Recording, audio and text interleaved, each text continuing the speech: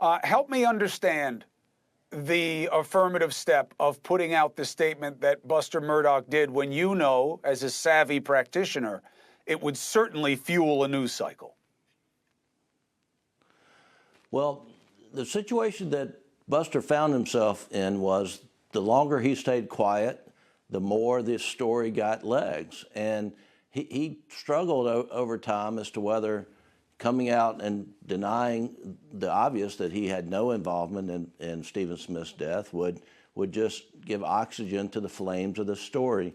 It appeared to us that it was going to continue until he put a stake in the ground and said affirmatively, unequivocally, I had nothing to do with Stephen's involvement personally or in his death.